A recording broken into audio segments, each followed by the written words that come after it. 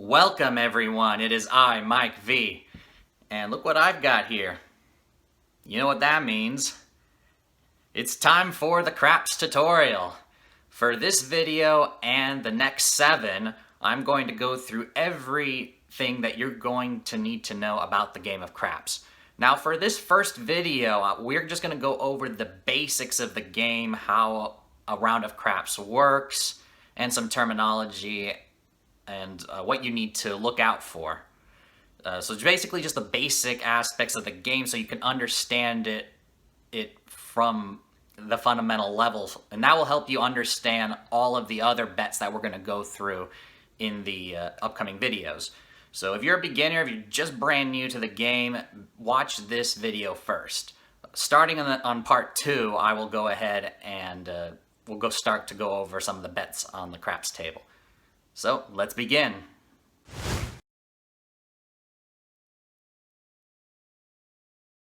Craps Tutorial Part 1 Game Introduction. Okay, so you walk up to the craps table for the first time, and you see all of these bets as you see on your screen here that are on the table. You hear people barking out words that sound like a foreign language. It seems so overwhelming to you at first. Well, don't worry. In this very first video on craps I'm going to be doing, this introduction, we're going to just focus solely on what I call like the anatomy of a craps game. So we're going to focus on the core game, step by step, and what constitutes a game of craps or a round of craps. So for this video, we're going to ignore pretty much all the bets that you see on the table. We're going to focus on one particular person. The person who's actually in control of the dice, who is known as the shooter. Now, there's always one player out of all the players standing around the craps table that gets to roll the dice, and players are able to get a turn to do so, and that'll be determined based on certain outcomes of the dice. And sometimes someone can hold on to the dice and keep rolling it for as many times as they are able to control it. So we're going to go ahead and discuss here how a game of craps actually works. So a new game of craps always starts with this on and off puck. If you see it in the off position, that means that we're at the beginning of a new round. So usually in the actual casino, the off puck is actually placed right on top of the don't come space, but Hoyle Casino likes to put it right here on the in the middle of the table. So when you see the puck showing the black side with the word off, that means we're good to go. This is typically when you want to start playing, and this is usually the beginning of a craps round. It is, in fact, the beginning of a round of craps. So this is known as the come out roll. And the shooter, we're going to go ahead and have the person rolling the dice here make a bet on the pass line. We're going to discuss the pass line on part 2. So just don't worry about it right now, but usually the shooter has to make one of these two line bets, I guess you would call them. So, and it's almost always a pass line, but we'll discuss it in the next video. So new shooter gets to, doesn't show it here. Okay, so typically the shooter, when he's given the dice for the first time, he's given 5 dice and he has to pick 2. Pick superstition, pick your lucky 2 dice, and you basically get to keep your 2 dice until you lose control and someone else becomes the new shooter. So once you do so, you get to start and you get to do the come out roll. Okay, so as you can see, everything went by very fast, but we won this bet. So what happens is that on the come out roll, the very first roll of the dice, or any time whenever the dice are rolled with the off puck shown, if this roll is a 7 or an 11, in this case it's a 7, you win, or the shooter wins. In this case, the shooter has made a pass in this case. So the shooter won. On the other hand, if it's a 2, 3, or 12 on the come out roll, then the shooter loses. And if it's any other number, any of the numbers that you see up here, 4, 5, 6, 8, 9, or 10, then it is considered a point number, and then the puck will be turned over to the onside and placed above the number that was just rolled. Let's go ahead and continue playing and see if we can actually get that to happen. So we're going to go ahead, since we won that bet, we'll go ahead and continue on. This is another come out roll. As you can see, the puck is still in the off position, and the same guy is rolling the dice in this case. Coming out. All right, so the roll of the dice here is a 10, and as you can see, the puck has been turned over to the onside and placed right at the 10. So that means that the shooter has determined here a point number for the purposes of this round of craps. So the pass line bet stays as it is, so nothing happens except that we we made a new point number.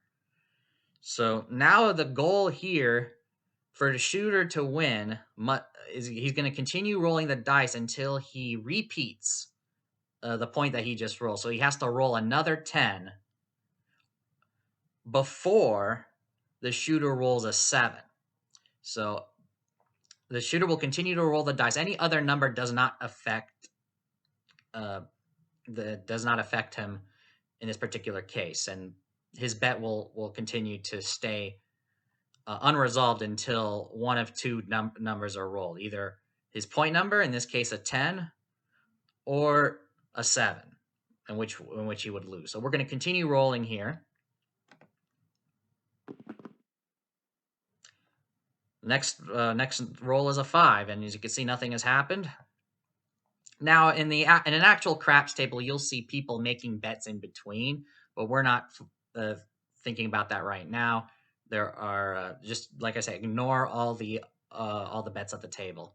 So we're just focusing on the shooter and the dice. So no 10, no 7. So he continues, and this is the same person rolling the dice, by the way. It's a 5 again, so nothing changes. We'll roll again. It's a 3. In this case, 3 doesn't do anything after the come out rolls, so we're looking for a 10 here. It's a 9. Nothing happens still.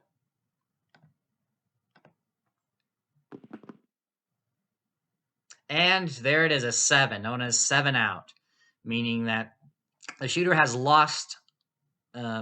He lost not only his pass line, but he lost control of the dice as well. So the shooter loses when he rolls a 7 and not rolling his point number. So, and he also loses. Yeah, he loses control of the dice, and it would pass over to the next player in line. In this case, there's only one person playing. So that's pretty much the gist of it. That is a round of craps, and the puck just went back to the off position. We're on a brand new come out roll. Let's assume this person's a new shooter here, and we'll go ahead and play again.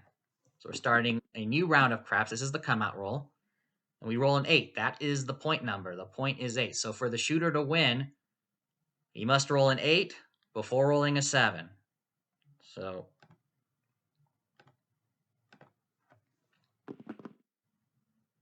unfortunately, the next roll is a 7, and he lost. So the shooter loses right there. That's known as a 0.7, rolling the point and then immediately rolling a 7. The lowest amount of rolls you can have with a dice is just 2, and that was the case right there. It is not good. You'll be given a dirty look by the other players. So let's try this again. All right, so come out roll. If you remember, on the come out roll, the shooter wins on a 7 or 11 and loses on a 2, 3, or 12. And any other number is the point number. Well, look at that. Speak of the devil. The shooter rolled a 3, and in this case, a 2, 3, or 12 is known as craps, hence the name of the game. And rolling a crap on the come out roll is a loss for the shooter. Let's try again. Oh boy, look at that. 12. That's a loss. Shooter is crapping out. All right, here we go. We made a new point. It is 5. So now the shooter, in order to win, must roll a 5. Must repeat the point. And look at that right away. So there you go. He wins. And he gets to keep the dice. Making the point, he gets to continue rolling, and he rolls for the next come out roll. So once the point has been hit, the puck turns back to the off position, and we're at another come out roll. And because the point was made, the shooter actually rolled the point and not a 7, he gets to keep rolling the dice. And that's basically the gist of the game of craps, really. It's pretty much just that, and that ends a round once the puck goes to the off position. So hopefully this helps you. And in the next video, we're actually going to start looking at the bets. And in particular, we're going to look at the pass line in more detail for the next part. So please stay tuned for that. To watch the next part of my craps tutorial, select the option on the right side of the screen. Be sure to like, comment, subscribe, share the video, and hit the bell icon to be notified for the next video. I'll see you there. Go make it happen.